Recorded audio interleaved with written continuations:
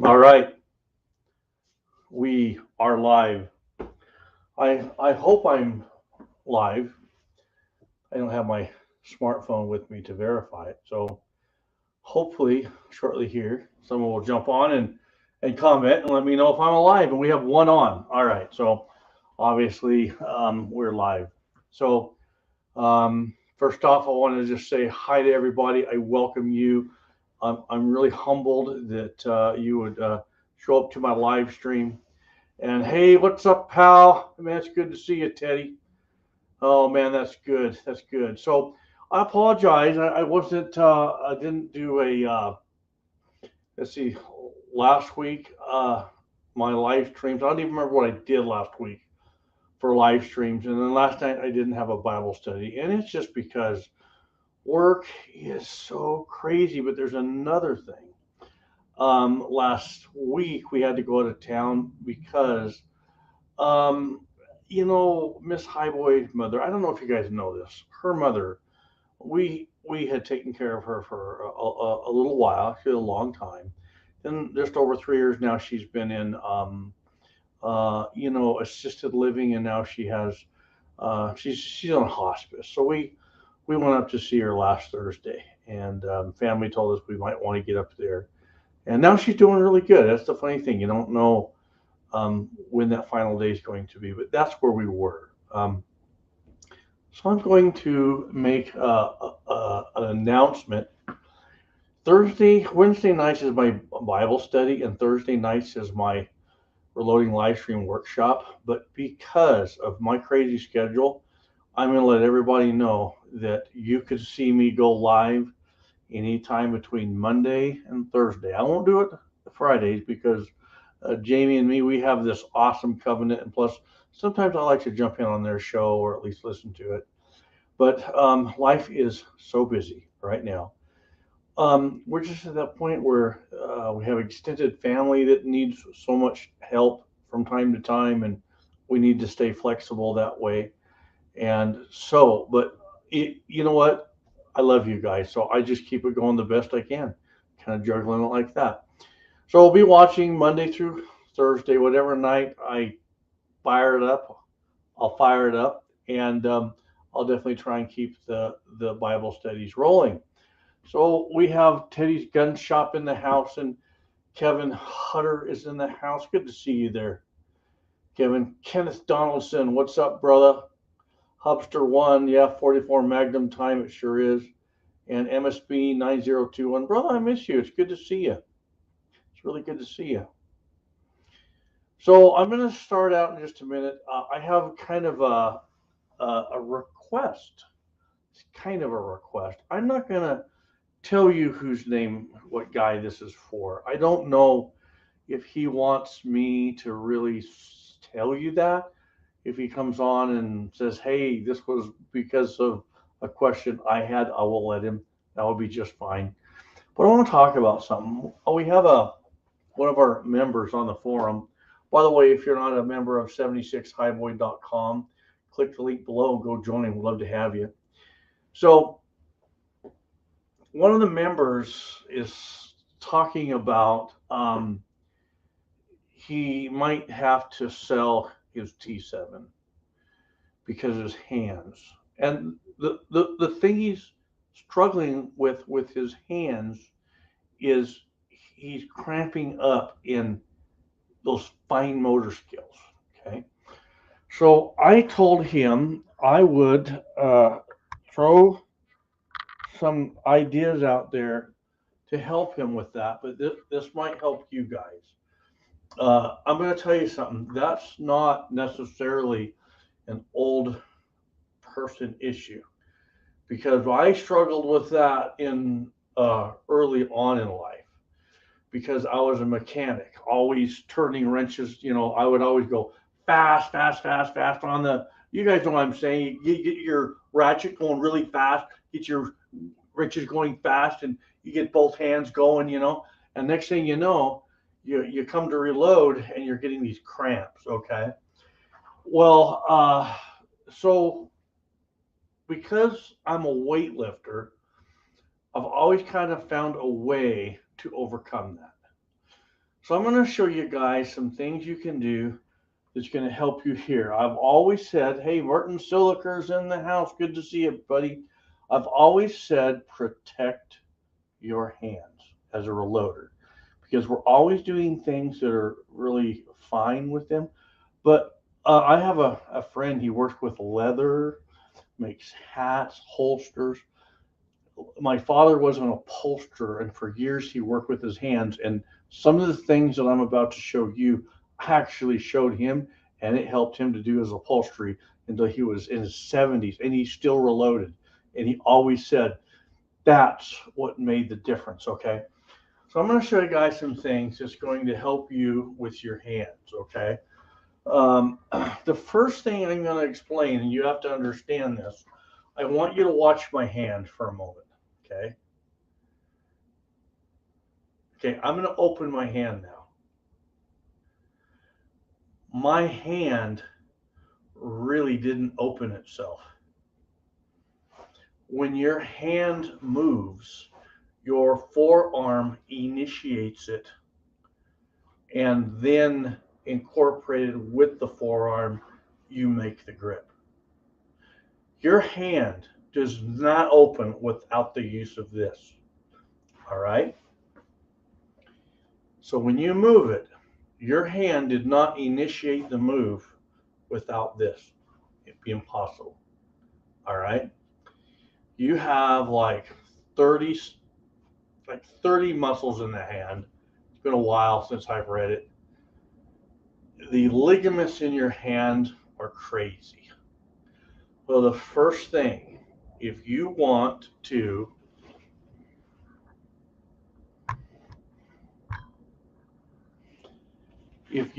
beat this, one, you need to give it a 3 to 6 week rest.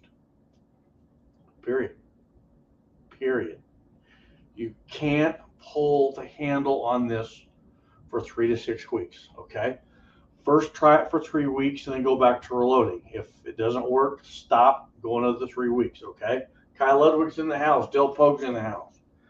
So the first thing you're going to do to get over excruciating hand pain and the inability to work the press a lot is you got to give it a minimum of 3 to 6 week rest. You can take that time and do things like clean your guns. It has to be different stuff other than the repetitive motion that you've been doing, okay? Now, the next thing you're going to do, and you're going to do this from here to the rest of your life, you're going to start stretching. Now, you're going to stretch your hands and your forearms. There's a couple stretches you can do. You can start here on the bench. Guys, I do this all the time. Forever, the duration of my channel. Before I light that up, I come over here and I go like this. And I lean into it. And I just stretch my forearm. And I stretch my hands. And I will work out to now. See, I've only got three fingers from each hand, and I'm really stretching that, okay? You got to do that. So I always do this. So I would say do it for, man, I do it probably 3 times for 30 seconds.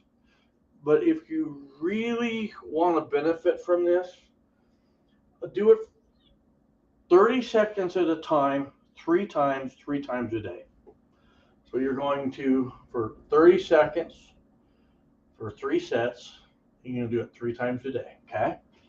You're especially going to do this before you hold your cup of coffee, right? Now there's a little move we don't think about. So in the morning, do that stretch before you hold your cup of coffee. Do that stretch before you brush your teeth. When I get up in the morning, this is one of the stretches that I start my day out with. Here's another stretch, okay? You ever been in martial arts? You know this stretch, okay? You see your thumb? You're going to bring it to your forearm. You're going to hold it. And now you're just going to go straight forward as far as you can go. Don't force it, just hold it. Okay?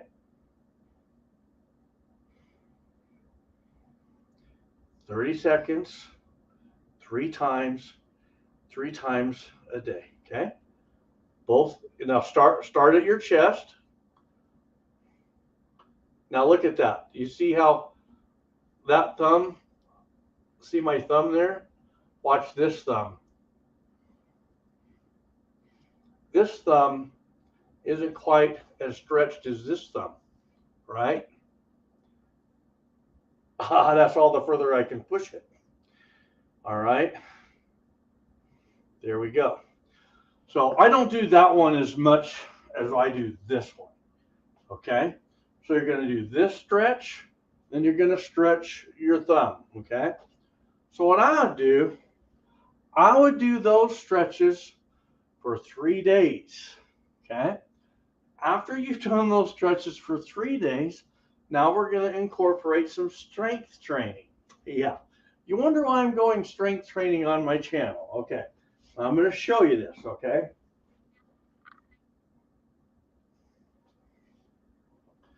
You see this little 4-pound dumbbell? All right. You start wherever you want. Okay. If you're a little older, you might want to start with the 4-pound. A little younger, you can start with the heavier. Okay. So you're going to come off the end of a bench like this. Okay. And you're going to do these.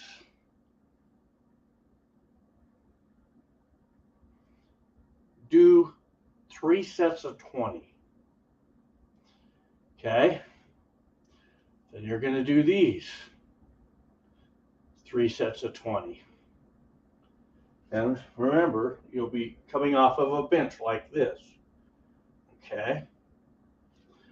Now, the last ones, don't miss this.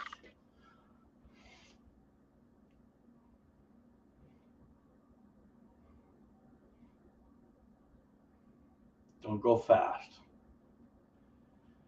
Do 3 sets of 20. Okay. If you can't do 20, you're doing too much weight, and you don't want to do too much weight. Now, here's the last thing. You would like to curl, right? You can if you want, but do these. See how it's a hammer curl? Why? Because that's going to incorporate that. Just touching that, with a good grip touching that, you light your hand up and you feel all those tendons. Okay. I'd say 12 reps of 3 sets. Now here's the deal. Michael Hurtnick, he does that with 16 ounces. Watch why he can reload for so long. He probably shoots like this though. No. So now here's the kicker. Okay. You have to give yourself 3 days rest in between working that. Let what you just worked out, let it heal for 3 days and take your protein. Okay. After 3 weeks of your stretching, and you're stretching 3 times a day, and your dumbbell workouts every 3rd day, then after 3 weeks, when you come to here, guess what you have? You have your strength back. That's what that is. And your tendon inflammation has went down. Another thing, if you can take ibuprofen,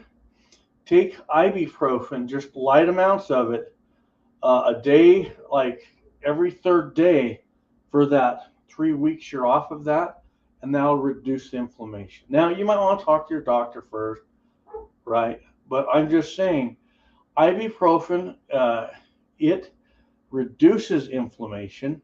The problem with our hands is inflammation, but if you can take the ibuprofen to reduce the inflammation, you can start stretching, and then you put the strength where you need it When you come back to here, you're going to have a strength like no other. Now, don't miss this. Do you see this? I got this handle. Now you guys know why sometimes when you see me, I will run it like that. I'll just grab the dies. Okay? Anywhere where you can increase the real estate on your hand, the better off you're going to be on your tendon. So instead of holding this little thing, this little handle for large amount of times, come up and grab the dies and click it over back and forth. Okay, now your hands spread out, a little more real estate, and you're going to build strength in your hand because that's a little harder after a while. Okay, and then you can go back and forth from grabbing the dies to that. Okay, so I hope that helps. When you get to the point where you're telling yourself, man, I might have to quit reloading, you have to stop and you have to give it 3 to 6 weeks heal time. But during that time, you have to stretch, lift, eat proper, and rest for 3 days in between the weights. Okay. Now, once you're done with that, feel free to increase your dumbbell weights and put a little more and keep that strength going as long as you can. I'm not saying you have to live 1,000 pounds over your head. I'm saying you want to stay ahead of that age curve. And I'm also saying follow my channel because Saturday I'm kind of thinking I might do a live stream workout. So we got Timothy Burkett. Yeah, Todd's right. He's right. So I got to tell you guys this. Saturday morning when I work out, I have officially taken 2 weeks off from working out because I've been so busy. Family has been the priority and my job. So I haven't been hitting the weights really. So I'm really sore. It's like I feel better when I'm lifting. But man, when I go back Saturday, oh man, I'm going to be weak. And I just might do a live stream, right? But hey, if I'm weak, you're going to see it. But at least you're going to see a guy that's not letting life pull him down. And that's you guys. Don't let life pull you down. Okay, we're going to be working on some 44 caliber here. Some 44 Magnum. Now, I'm going to show you this, okay? So I have some ammo over here. And I've been wheeling and dealing guns. And so sometimes when I'm wheeling and dealing guns, I will also say, well, but I want that ammo too.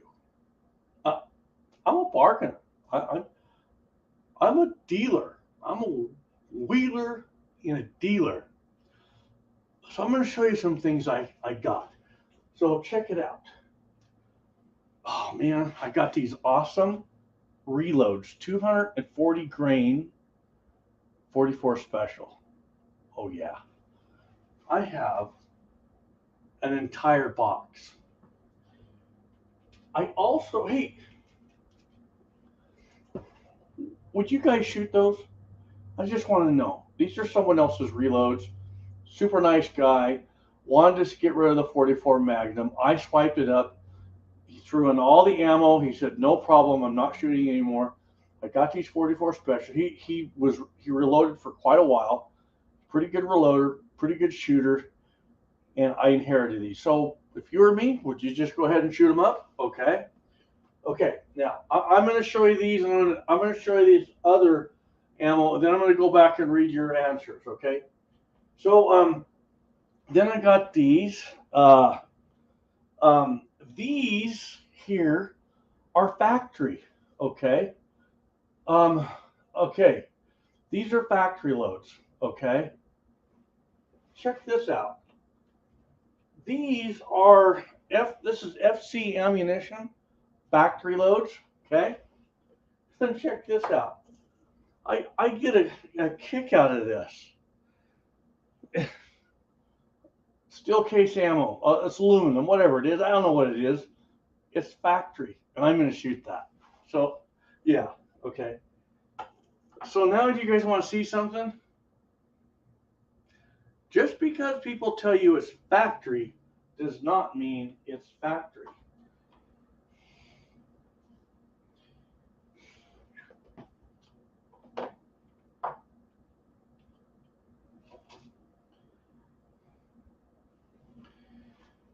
Here's a Remington Peters case. Here's a Winchester Super case. Those aren't factory. These are reloads. These are reloads. These aren't factory. You can look at them and tell that they're not factory. Okay. Lev W says no. Teddy says I would. Michael Hurtnett says not shooting someone else reload. Juanito, oh man, dude, I just love to see. I always miss you. Juanito, he says don't shoot them. Tacos and French fries says good evening. Michael Dunn's in the house. Love W. Good to separate and reload. Yeah. So I'm going to show you guys something. So you're saying that you would shoot these. You're saying that you would shoot these. Wow. You just got these. You did a deal, and you said you would shoot these. Oh, really?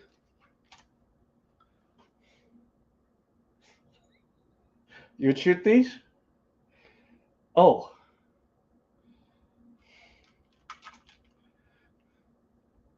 And that one stands taller than the rest. That one's not a 44 special.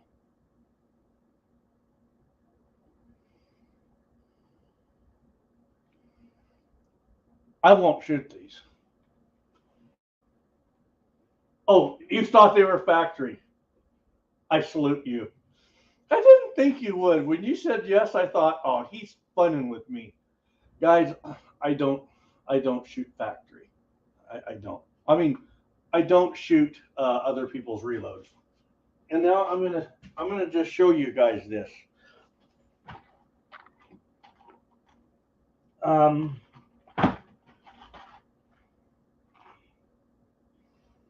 Well,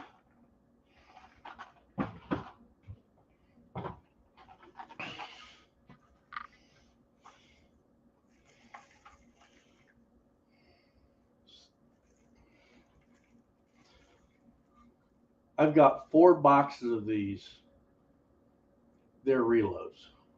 I got about 3 weeks ago. 4 boxes, but then I also have 8 50-round boxes that I got about 3 weeks ago. I have 800 rounds of someone else's reloads.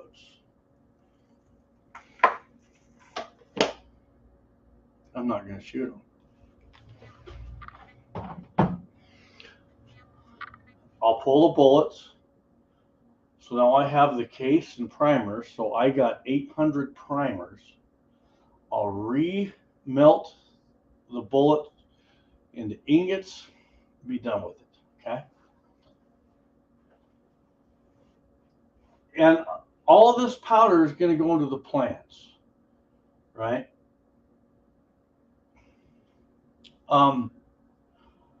So Del Pogue said he would take them apart. So you know what I'm going to do? I just let that stuff build up. I have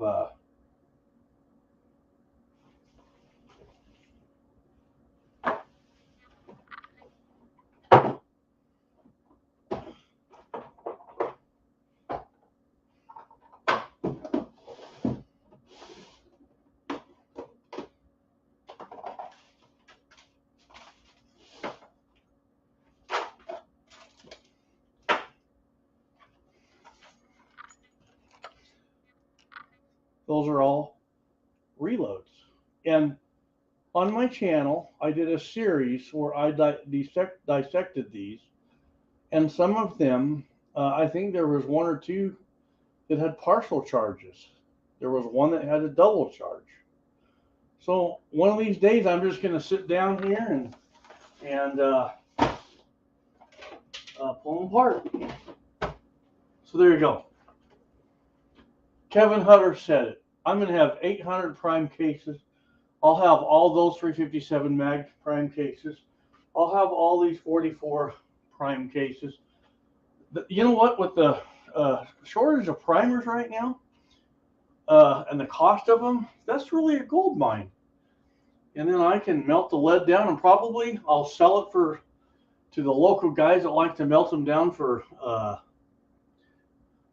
fishing weights, because I got so much premium. I don't need this. I don't need it. So I'll sell the lead. I'll do okay.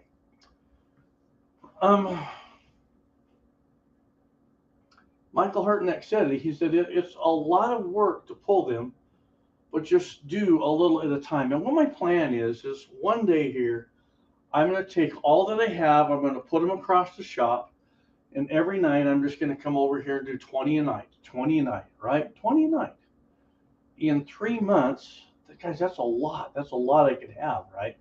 And as I'm done, go ahead and size the case right there without a decapper. The cases are ready, right? So now I want to say something, because I brought it up. The scarcity of components. Now, we all know that Vista Outdoors just got bought out by the Czechoslovakians. And what I heard is this company, a Czechoslovakian company, they primarily sell military contracts. This is what I'm told. They don't sell to people like you and me. So Vista Outdoors getting sold to them. Some people are saying it won't hurt us. Some people are saying it's going to kill us in the way of empty shelves. Some people are saying that if it does hurt us, more people are saying this than not. They're saying if it does hurt us, it's going to wipe out the ammunition on the shelves, even your typical hunting ammo, okay? Lake City International, from what I hear, has discontinued all sales to the citizens, to the public. Military sales only, okay? So there's a lot of reloaders right now, and there's a lot of gun guys, and they're freaking out. I'm going to tell you something. I don't freak out. You guys don't let it get to you. That is just what your media wants. Carry on about your day. If you're out of primers, you're out of primers. If you can't reload, you can't reload. But you could go next door and mow your neighbor's lawn, couldn't you? You could go make the world a better place. If you can't reload and can't shoot, you can clean your guns, right? And this world was built by better men that didn't fear. So don't let these things get in your head and make you worry about tomorrow, okay? Tomorrow will take care of itself, right?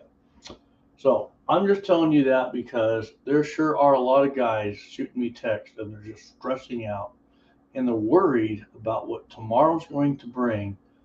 Don't do that. Why? Because brave men don't allow these things to bother us. Quite frankly, I got better things to do, okay? And you do too. So don't worry about these things. Don't let it get to you, okay? All right, I want everybody to type. Don't worry. Go ahead. Don't worry, okay?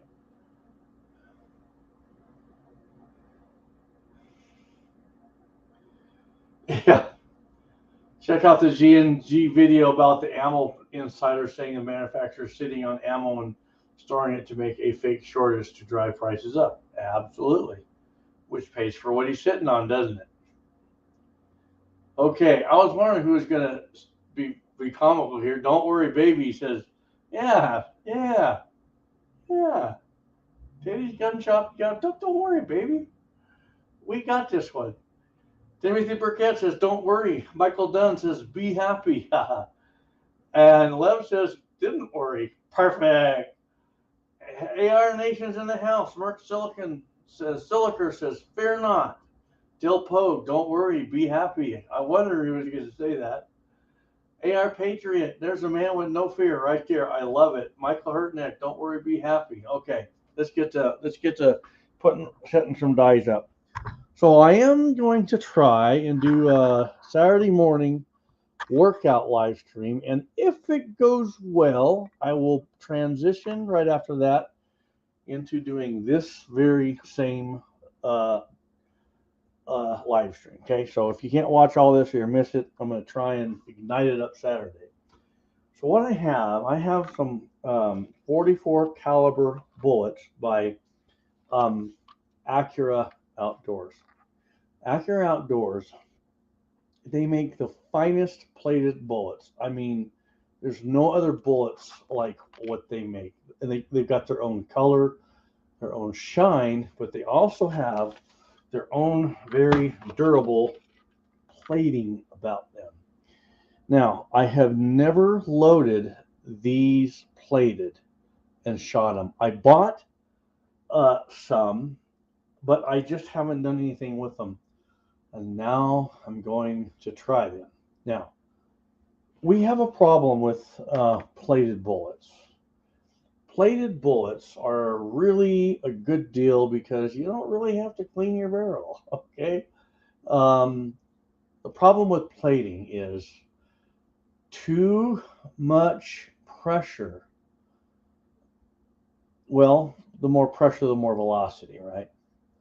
Our plating is going to come apart. So we're at the range and we're shooting. How do we know if that plating is coming off? You're going to bring a target all the way up, about a yard away. You're going to shoot it, and you're going to look for little bits and pieces of plating. If all you have is a round hole, that means the plating is holding. Now, yes, they are soft. Now, plated bullets are soft. The thing with plated bullets is they're trigger time bullets. So the reason I'm going to play with these now is I was out shooting my 41 Magnum over the last week, and I was just working up these really good powerhouse loads, and I thought, you know what's really fun is to just have plinking loads. So I want to play with these, load them up. Now,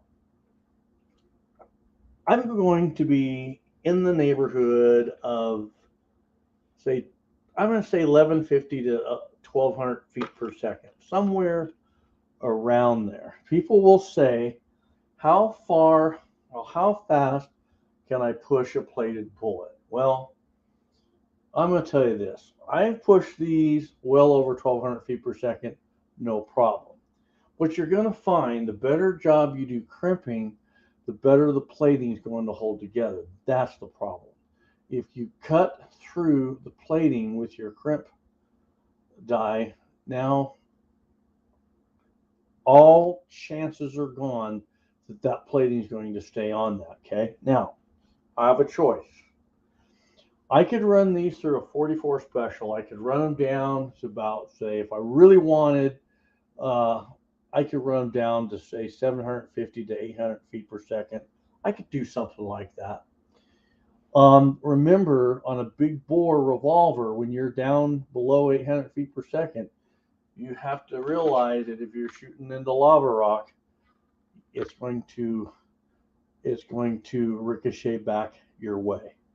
If it's not going fast enough, to disintegrate the bullet into the rock, the solid is going to come back your way. Okay. I'll give you a one way you can tell when a bullet's going to ricochet. A bullet will ricochet when you can begin seeing the arc of the bullet. In other words, when you're shooting and you start seeing the bullet go like this, start expecting it to start bouncing back your way. Okay. Hey, we'll see you, Juanito. It's good to see you, brother. So Hufter is saying he's ran them hot in the Desert Eagle plated bullets up to 1,400 feet per second. Your mileage may vary. See, I'm going to tell you something. I don't think I'm going to have any problems running these up to like what he's talking about, but I'm not going to run them that hot because I just want plinkers, and these would be really fun to shoot little squirrels and little rabbits with. Okay, now, so I could run these in a 44 special. What I want to do is I want to run them in my 44 magnums, and I want to keep them at the 44 magnum pressures. Now, what you don't want to do is don't take your 44 magnum and try and turn it into a 44 special. If you want a 44 special, then load a 44 special case so you can run the 44 special pressures. Now, 44 magnum. What is a 44 magnum? Basically, your 44 special, your max PSI is 15,500. Once you get over that 15,500, now you're going into the 44 magnum territory. Okay. What's the difference between a 44 magnum that's running 17,000 psi and one that's running 36,000 psi? There's two major differences. One has a lot less psi. Okay, the other one at max psi, it's got a real tough guy behind it. There's sure too, because 36,000 psi, there's so much muzzle energy coming off a 44 magnum, it's tremendous. Okay, so here's the deal. I don't want to go too low. I don't want to turn this into, don't ever castrate your 44 magnum and turn it into a 44 special. If you want 44 special, use the 44 special cartridge case and build it up. Okay, but we're not going to overdo these so the plating comes off. Okay, so here we go. The first thing we're going to do, we're going to set our dies up. Now I want to talk a little bit about okay, so Hufter says, what is your favorite powder in 44 magnum? The best performing is H110. My favorite is Unique. Because Unique, I can make that a plinking load, but some of my plinking loads don't perform too bad. They don't perform too bad. I can do a lot better velocity-wise if I want to step up into, the 2400s, the 296, the H110. You're welcome, man. I love the questions. Very, very good question. So I want to talk about your cartridge case. Okay, it's okay if you're taking a cartridge case and you're cleaning it so it looks like a Harley Davidson. That's okay. I'm not saying there's nothing wrong with that. Okay. Do you see these cases? Man, those shine.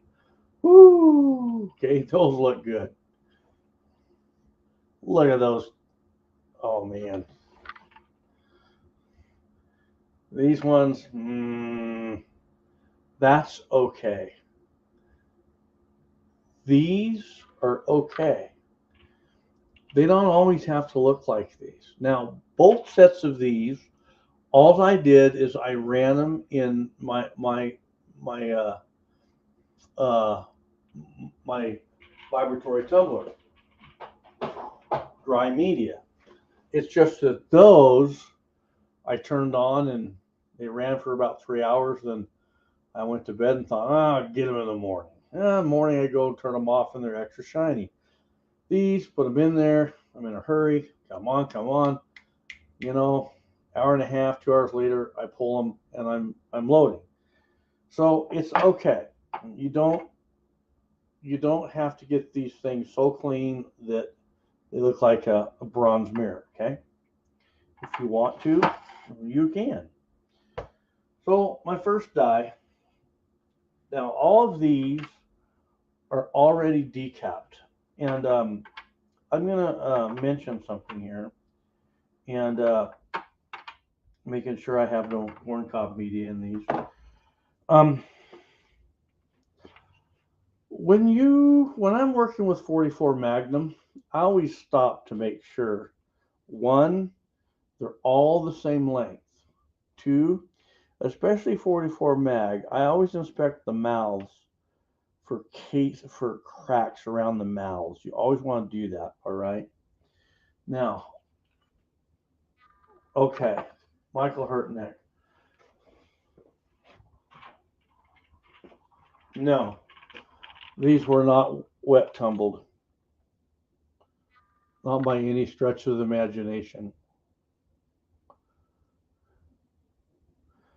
Those dry tumbled.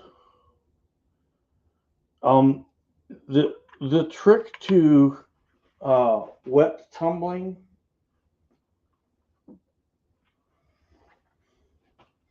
that's the bomb. And I'm going to tell you something, why I like this. For my 45 auto cases, when I dry tumble them, or when I tumble them in the media with this, man, they're slick. They don't stick in my dies at all. I don't have brass shavings all over the place. So I really like this, okay? But you don't want to use too much of it either. So, my die, because these are already capped, I have removed my decap pin. Okay. Now, what I decap with, my preference is the. Let me get it. Let me get this for you.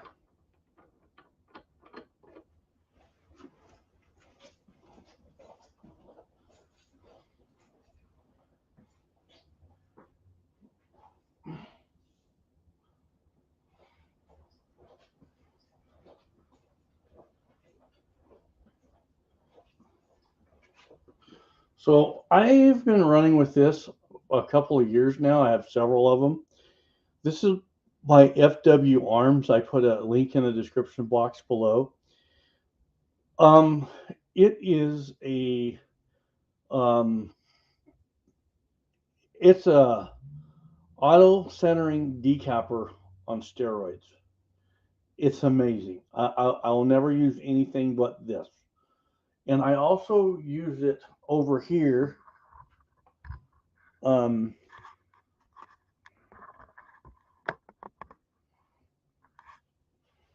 my Lee APP.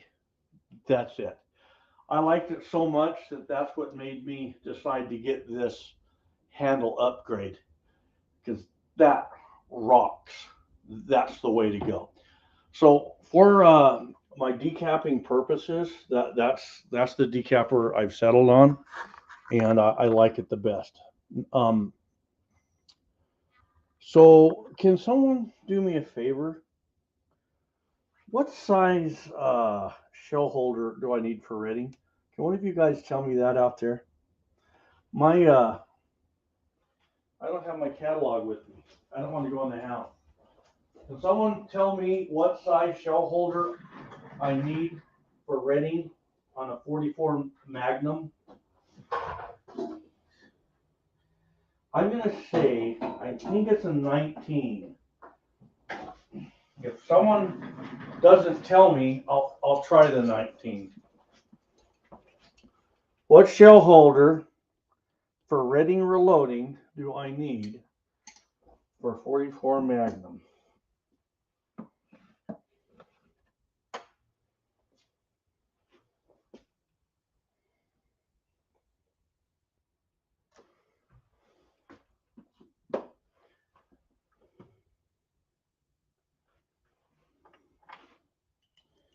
Oh man. Yes. Yes. Yes. Yes.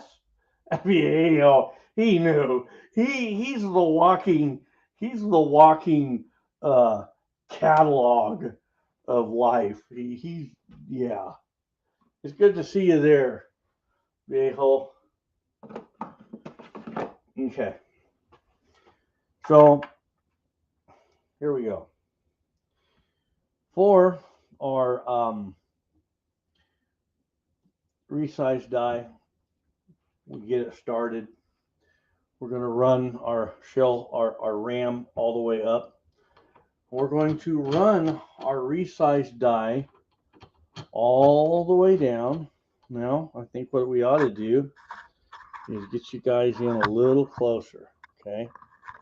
So what I'm going to do, I'm going to adjust my camera here.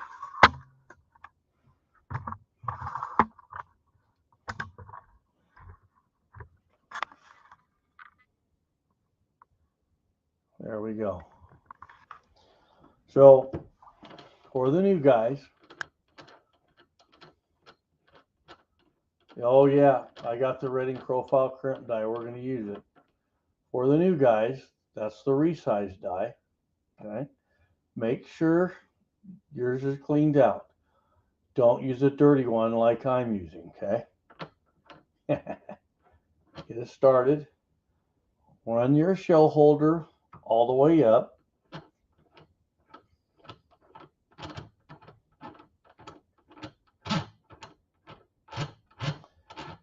Now, if I'm going to show you how to set this up for a single stage press, and then I'll show you how to set it up for this press.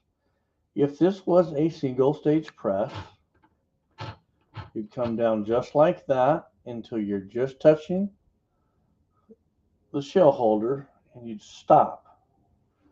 And what you'd want to do is take something flat like this.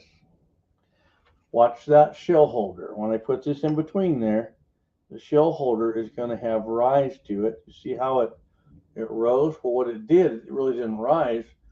Now it's true. It's true to the ram. So just like that, then we're going to set our lock ring. Now, once we've set the lock ring, that die is going to stay perfectly aligned with that ram, right? That's how you're going to set your single stage press. That way we don't break that carbide ring that's in our die. Now, I'm going to show you how to set it up for your T7. You're going to run the shell holder up like that. Going to run the die down just until you touch. Now the problem with this is this rocks back. You see this footing here? That footing is perfectly machined to where when this turret rocks back, this turret is perfectly square to that footing. Okay? Which would mean we're perfectly lined here. But we got to do something.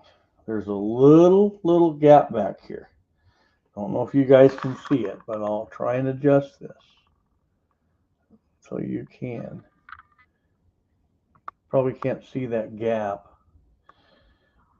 There's a slight gap in between the footing and that turret head. We need to absorb that. So what we're going to do, we're going to drop the ram, and I'm just going to turn the resize die a little bit and watch the turret head. I'm just going to turn that enough that this turret head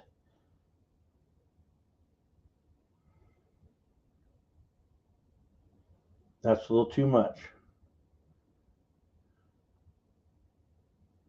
Perfect. Perfect. You see that turret head moving? It's going up, down. Watch the handle. The handle will shift up, shift down.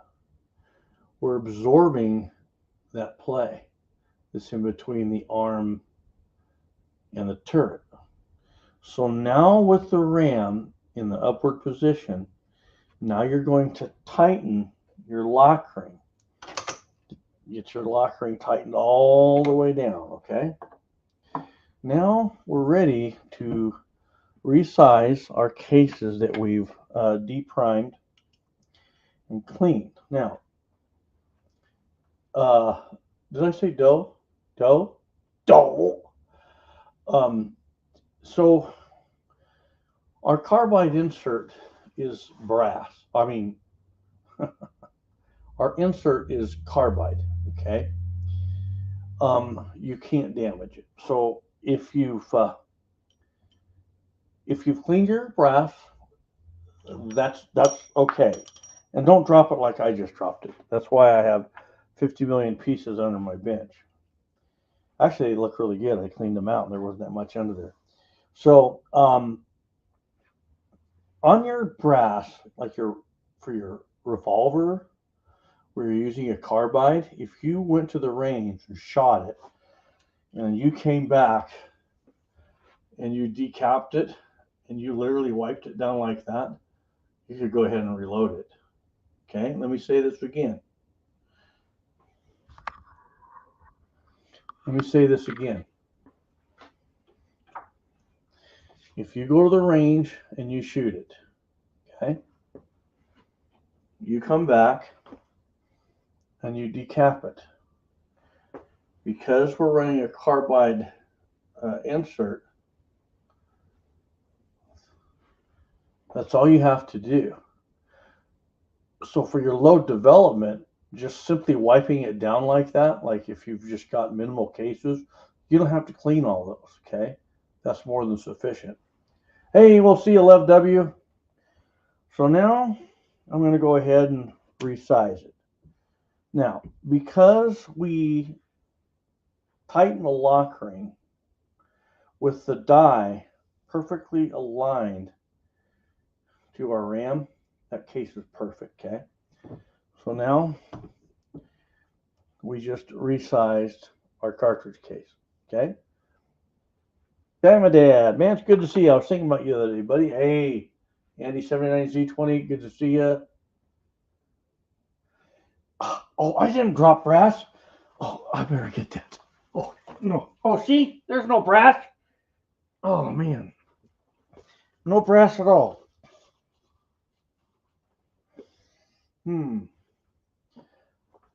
Gosh, what is that on the floor? I don't know what that is.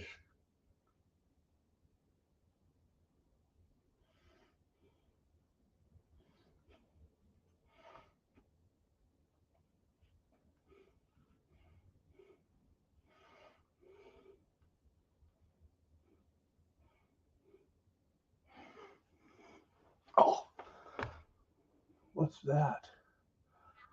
Oh my God! Oh! Ow! Oh! It's a black one! Oh! Oh, I'm dying.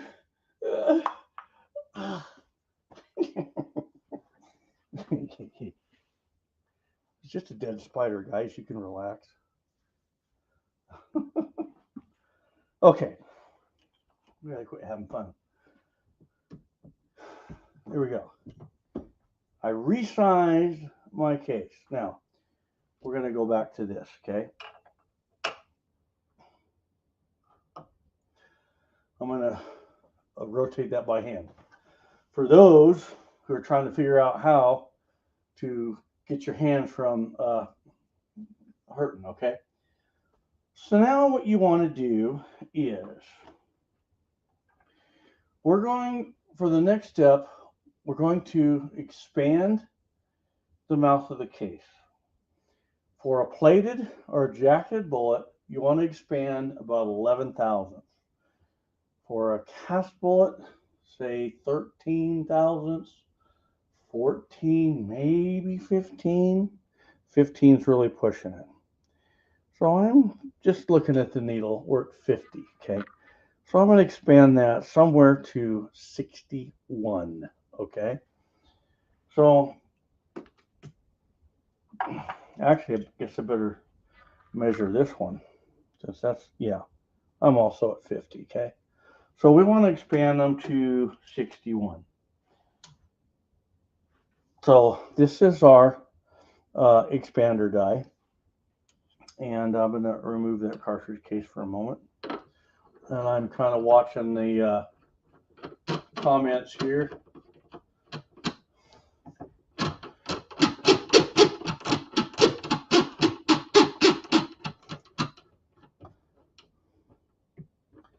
I have to loosen this. There we go. Had to loosen my expander stem.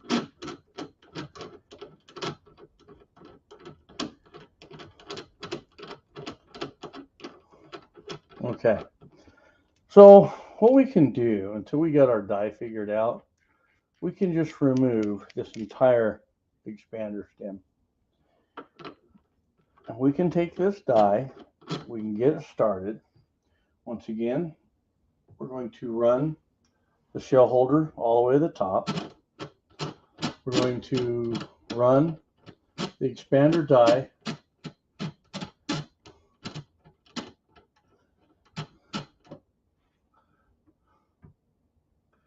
and we're going to put some cam over in it, okay?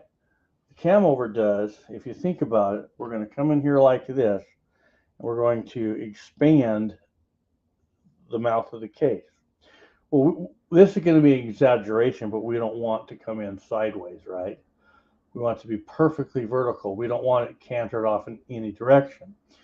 So by us putting cam over on this die body, okay, now as we come in with our seat die, as we come in with our expander stem, the expander stem is perfectly aligned with the ram, and our case will be perfectly aligned in our die, okay? So now remember, we can only expand this 11 thousandths. If we don't expand it enough, we could chafe the base of our bullet. We don't want to do that. If we overexpand it, we're going to kill our brass. We don't want to do that. So what we're going to do, I'm going to run that lock ring up a little bit. And we're going to thread it down a little ways. I'm going to run that case all the way up. Okay, and I'm going to measure it. It hasn't moved. Okay, a couple thousandths maybe. So I had a guy shot me a question. He said,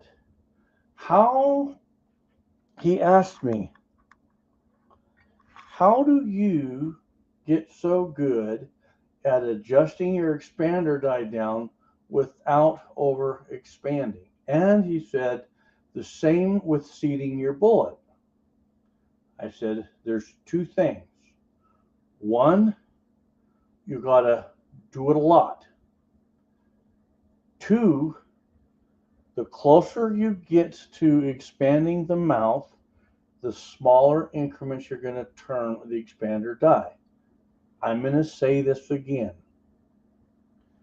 So we don't overexpand the mouth or overseat the bullet.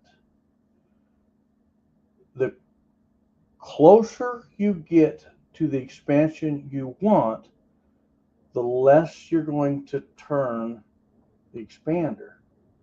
In other words, starting out, you saw me do that, okay? Watch this. Starting out, you saw me do this 4 times, okay? Then I come up here, look at it. I'm thousandths or 2 expanded. I'm going to give it another half.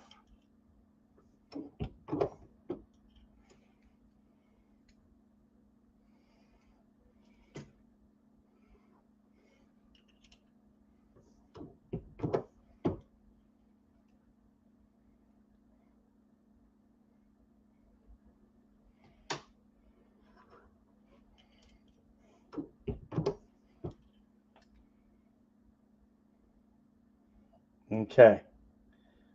I am expanding now. I've been turning half turn increments. So now I'm going to go to, say, 1/8 of a turn.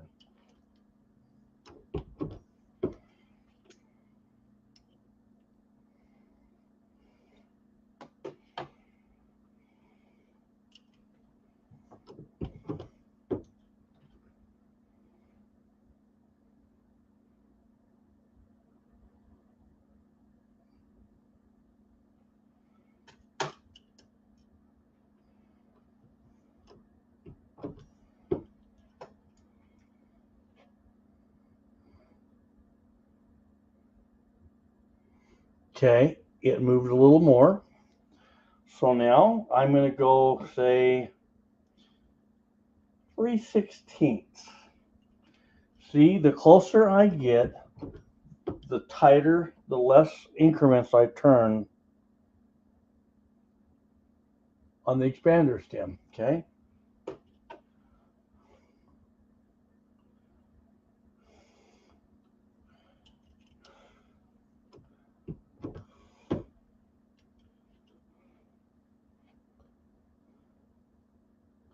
I'm getting there. Now, what happens is we get impatient and we start cranking. No, don't do that. Take your time.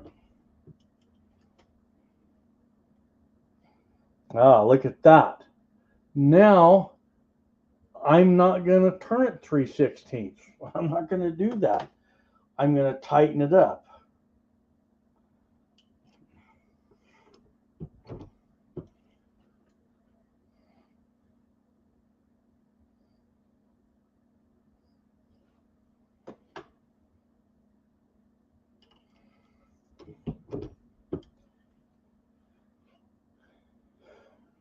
We're getting there.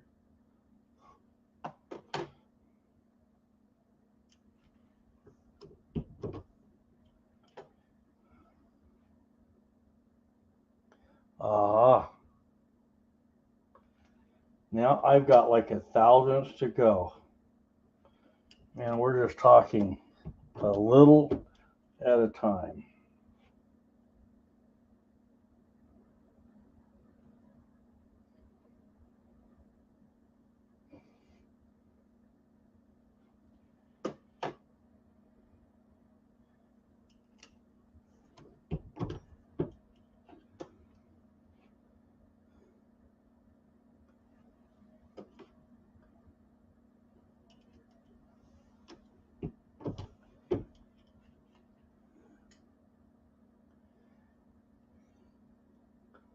There. Bingo.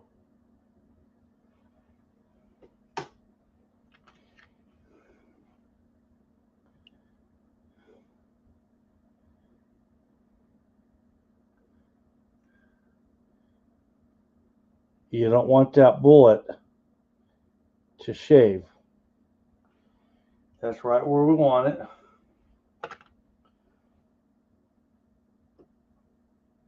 We're going to run that case back up.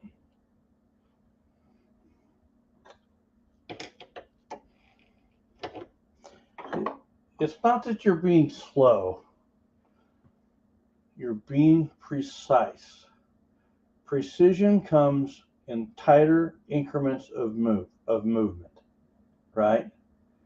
So you're pacing yourself, but the increments, instead of this, we're turning like this. And then we're turning like this. And then we're sneaking. Sneaky, sneaky, right? Now we have our expander die set up. I can throw this piece of brass in there.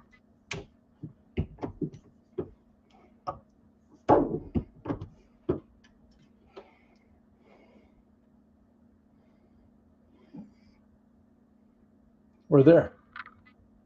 Okay. I should be able to take a bullet, place it right into here like that. Oh, beautiful. Okay.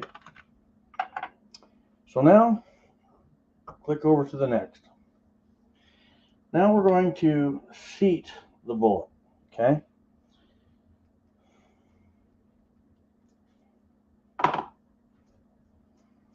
This is our seat die, and I took the seat stem out.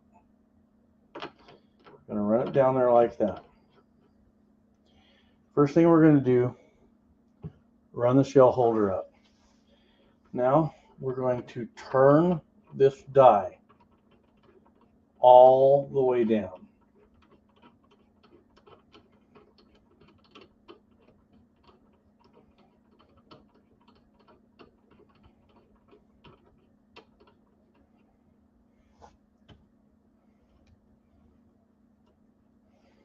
Okay, see how I'm touching? Now, okay, I'm going to show you this. I'm going to donate a piece of brass to y'all.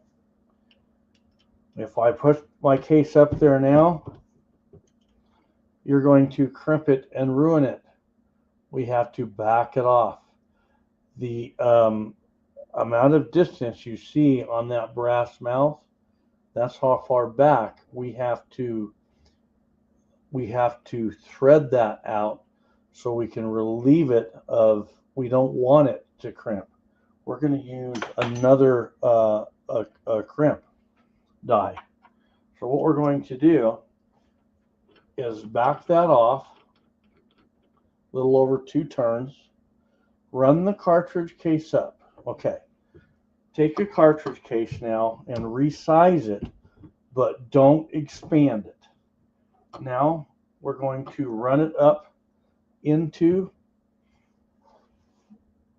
the die. As you see, it's not touching. But now I'm going to thread this down, and right there I'm making contact. Right now that die is making contact with the mouth of that brass. We don't want that. We want to relieve it. Now, this is where you're going to gain the most precision out of your cartridges, whether it's for a revolver or a pistol. If you take the time to make sure all your brass is the same length, within say 2 to 3 thousandths. I'm not saying trimming them. I'm not saying that. I'm saying you're going to measure them and segregate them out. You're going to measure them and you're going to put them in different piles of likeliness within 2 to 3 thousandths. So now with this case, we're right there. If I just back this off about 1/4, if all my brass is within 2 or 3 thousandths, this die won't hit any of them. Now listen to me. If you have a bunch of brass and you don't want to segregate it, measure about 10 of them and take the longest one and set this up on the longest one. And that way, you're not going to make contact with the longest one while you're seating. You don't want that. If you're seating a bullet and you make contact with that crimp, there's a good chance you're going to buckle it and it won't chamber in your revolver. You can successfully load a batch of ammo for your revolver that has as much as 12 to 15 thousandths length difference, and it'll perform just fine, okay? Especially for plinking. So if this is set up for the short ones, you're going to crimp a bunch of them and they're not going to chamber. Whereas if you set this up for your longest cartridge, you measure them, you take the one out of there and it's like, man, this one's like 13 thousandths larger than the rest. So you're going to set this up for 13 thousandths and you're going to back it off and tighten it down. Now, every round you will seat the bullet to properly. Then after that, you'll crimp them and they'll run beautifully, okay? There's a couple of things you have to think about. one, we can reload precision. And in our mind, we start thinking, well, everything I do should be perfect. No, and I'll tell you why. One, aren't we working with used cases? Okay. Two, it's okay to, you don't have to have everything precise for your handgun. It just has to be real close, okay? So here we go. So I'm going to back that out with the case all the way in. I'm going to touch it like that. And now I'm going to back it off about a quarter.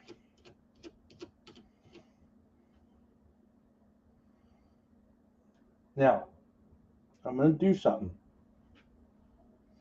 With it backed off about a quarter,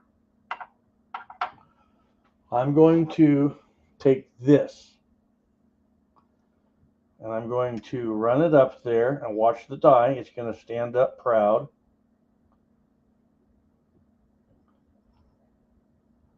Yeah, it's not going to do it. I need two of these.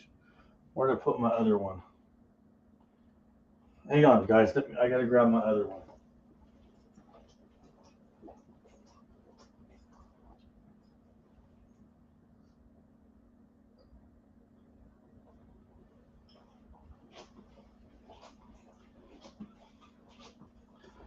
So I'm going to put these two spacers in there just like that. Watch that die. See that die stand up? Now, while forcing those spacers up there, I'm going to tighten my lock ring. And what that's done is just like we did on our resize die, this die is now perfectly true. Just like what we did with our expander die. It's perfectly true.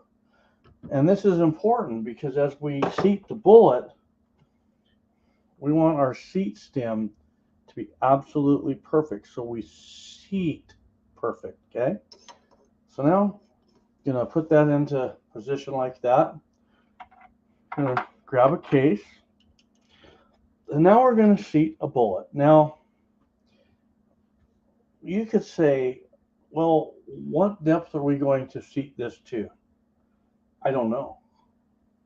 Well, what do you mean? Well, I don't know. And you're saying, well, my book says 1.610. Yeah, but what if my brass is 10 thousandths shorter? Oh, so what we're going to do is right there on our cannular, you see the cannular on our bullet, we want the case mouth to be in the upper 90% of that. All right. So what we're going to do, I'm going to put our bullet on there like that. Going to run it up. I'm going to run my seat stem down. I'm going to drop the ram, turn it 2 or 3 times. Going to come up, and I'm going to pull it and take a look at it. I've soft seated my bullet. I don't see that I haven't taken any of the plating off, so it's expanded enough. So now what we're going to do, we're going to continue seating it until the mouth of that cartridge case is at the upper 90% of that cannular. Okay. So, and this is just like when we're expanding. The closer I get, now you see, I'm right on the base of that cannular. Now, man, I mean, I'm just gonna nudge that up like that. I'm hardly going to turn it at all.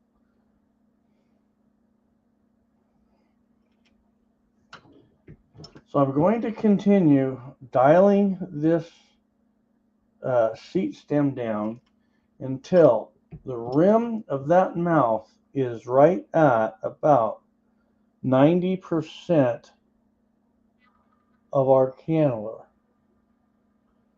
Okay, and I'm right there. So now I'm going to run it up. I'm going to tighten that lock ring right where it's at. Okay. Now, I'm going to turn that over like that. I'm going to grab my Redding profile crimp die, and now I'm going to tell you this. What we're looking for is to get a proper crimp without cutting through that plating, because it's soft. It's not like a jacket, okay? A jacket is tough. The profile crimp, it starts out with a taper and rolls at the end. But what this does is, as it's tapering, it's causing the brass, if you were to study it, as you're taper crimping it, it's evening it up all the way around just before you roll it. So when you roll it, you're going to get a nice uniform roll. Now, if you take if you take a traditional roll crimp and you do a cartridge, and then you use this crimp and you do it, you could compare those two rolls, and this one will always be more uniform, which means you have better control. And we want premium control on our plate. So what we're going to do is, I want you to watch this very, very carefully. I'm going to raise this. You have to see this. Once you see this, it'll change the way you set your crimp die up, okay? Remember I said, everything is about precision. Everything we do, we're just doing things in a precise manner. That's all. Not necessarily slowing it down, it's just more precise. Now watch this. You see that I have wiggle in my die. Okay?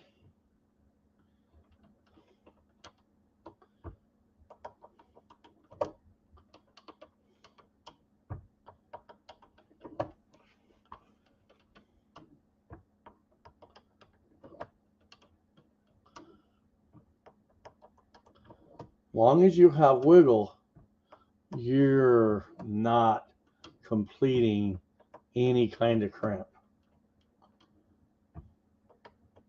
Hey, Running with Scissors, have a good evening. I hope it doesn't get old, buddy. I don't like to bore people.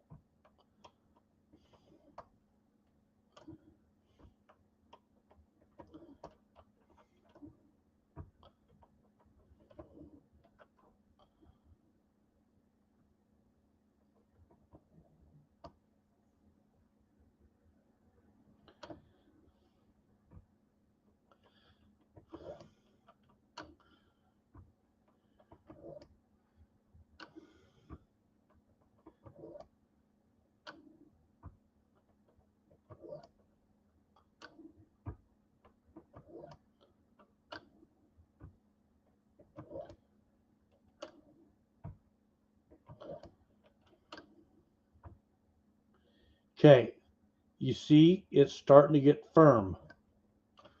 Now what's happening is it's now just coming into contact of the mouth of the brass. It's not touching the bullet. The bullet has a smaller diameter than the outside of the case. And the case of the mouth is now touching the inside diameter of that die. But you see we have a little wiggle. What you're going to do, okay. If you measure all your brass, and it's within 2 or 3 thousandths, right? That's going to build into precision. Now, what you want to do, let's say you go out and you have the best shot groups. You have to go back and repeat that. If you set your dies up the way I'm showing you, you can repeat it. But the one that's tricky is the one we're setting up right now. So watch. I would not readjust that to give you a bird's eye view if it wasn't important. Now watch. You see I have some wiggle. Now watch how little I'm going to turn it. A little wiggle. There it is. I feel it. Just touch your die. The die's standing up, it's proud. And now what we've done is we've taken the mouth of the brass, not the bullet. That bullet is not touching the inside of that die. What's touching the inside of the die is the mouth of the brass. And now what we're doing is, first of all, the taper crimp is going to stretch it all the same amount. So when we roll crimp it, the roll crimp's the same all the way around. So what I'm going to do is, now that I have no play, literally guys, I'm only going to adjust this, oh my gosh, the smallest amount. Why? One, don't ask too much for a plated bullet. Two, keep your velocities as low as you can. Three, low velocities is low recoil, therefore it's not going to take much crimp to secure the bullet. And four, the less crimp we have, the more firings you're going to get out of the brass. And lastly, the lower the pressure, the more firings you're going to get out of the case, right? So now what I'm going to do is I'm going to look at this. And I'll tell you right now, I need a little more crimp. I just know it. I can look at that. So all I'm going to do,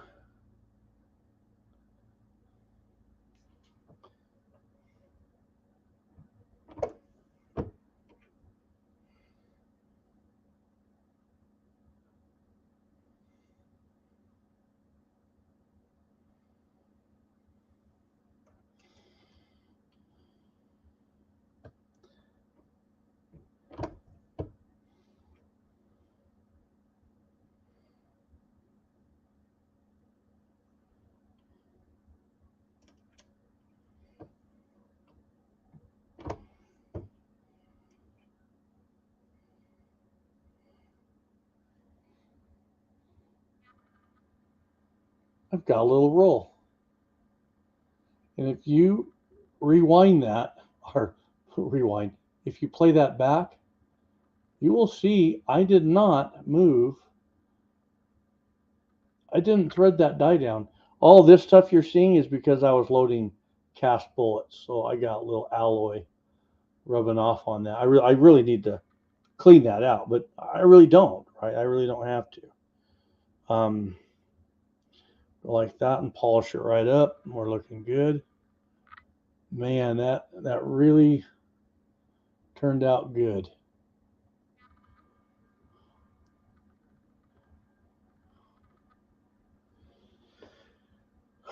So now we're going to take this cartridge, run it back up, and now we're going to tighten this.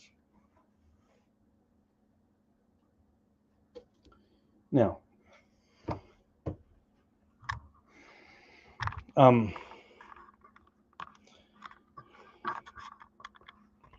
so let me erase this.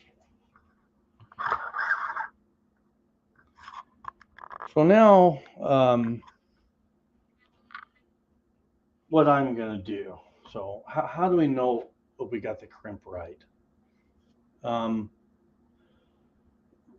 Really, I'm only going to load I'll probably load 2 cylinders of these, and I'm going to go chronograph them. Okay. Hey, Brian Vanilla's in the house. Hey, Andy79 Z28. Have a good night, brother. Love you, buddy.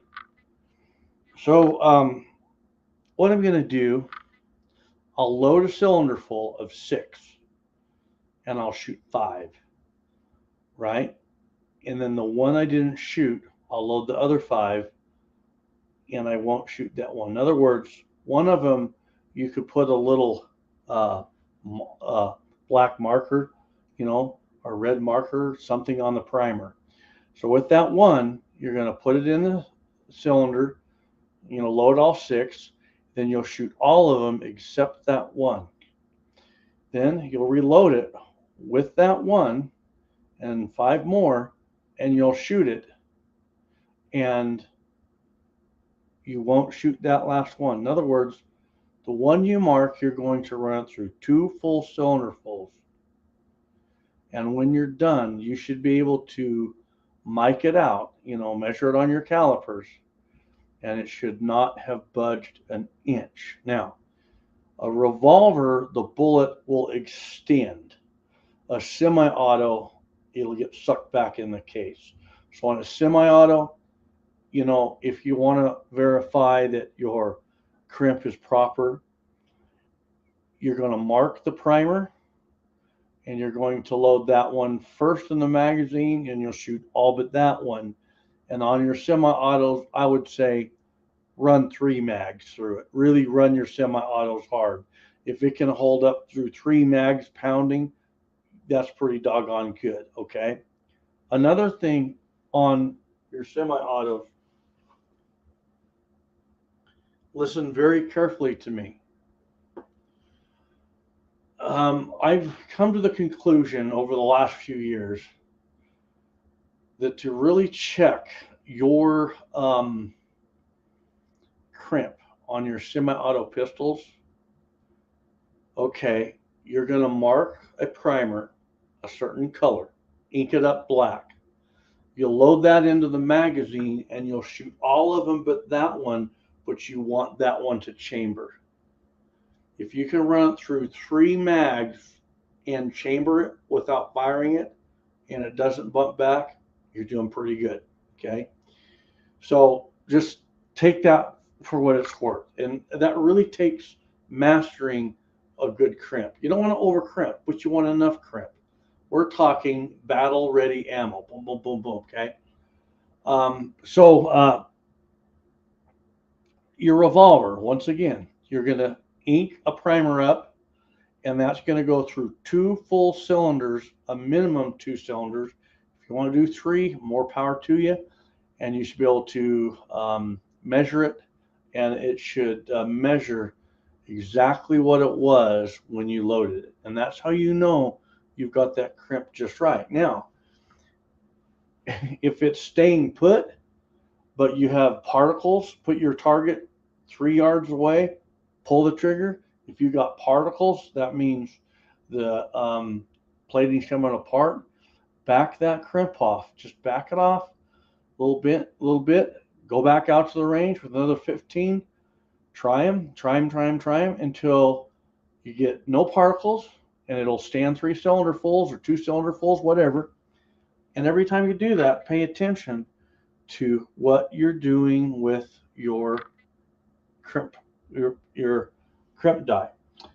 And now back to when I said that when we go to the range, we finally get that perfect round developed, we want to be able to duplicate that.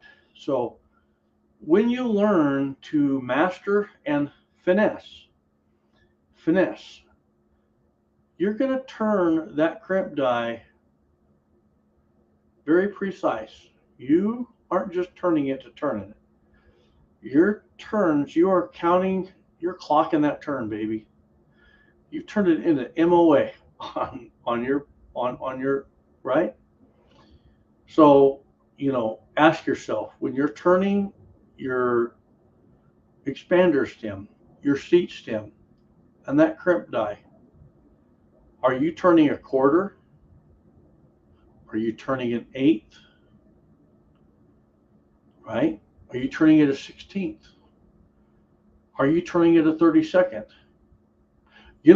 Turning at an expander stem a 32nd will drive you nuts until you get to the point where, hey, guess what? Anything more than a 30 seconds is going to be too much. That's why the closer you get, then you dial it in to tighter increments, right? That's how I do it. Okay. I always find this. I don't necessarily slow down to get perfection on dialing my dies. Those are very specific moves. Don't get this wrong. Don't get this wrong. I don't slow down in adjusting my dies necessarily. It's just that I am making smaller incremental moves. But the real fact is when I mess it up is when I hurry it. See, it's kind of like precision and a pace. You're just adjusting that perfect, and that's what bites reloaders. When we go fast, and this doesn't chamber in my 9mm pistol, I don't know why. But when every move of the die I make is very specific and very precise in my head, I'm telling you guys, when I'm doing this here in my head, I have a blueprint of a cartridge entering a chamber in January. Because your fingers are numb in January on a revolver and you want it to slip right in there. And you can take a crimp. You can have the best resize. You can properly expand. You can seat to perfection. And you can ruin it with a crimp and it won't chamber. You can do that. How does that happen? Not being precise on that crimp die. Okay? Hey, Dad, God bless you, buddy. And I'm going to wind this down too. I'm going to call this a night. So here's what's going to happen on my channel. A few things. I don't know. I cannot even come close to guaranteeing that I can do a live stream every Thursday night. I can't tell you that. My schedule is it's all over the place. I can't nail it down. Okay? So you could see a reloading live stream workshop any night between Monday and Thursday nights. I don't know what time. I don't know what night. But the cool thing is I kind of get to catch different people. So I thought, well, that's pretty cool. You have a fantastic night too. So that's the first thing. The second thing is Saturday morning, I'm going to get up and hit my bench press, and that's going to be the first official. I've been doing a couple things here and there, but I haven't really nailed a good workout. So I think I'm going to start off with probably like chest and triceps. And I think I'm going to live stream that. And so it's been 2 weeks. I've noticed my body's older. Man, I haven't worked out for 2 weeks, and it's like I feel like the Tin Man on the Wizard of Oz. Can someone oil me already? Right?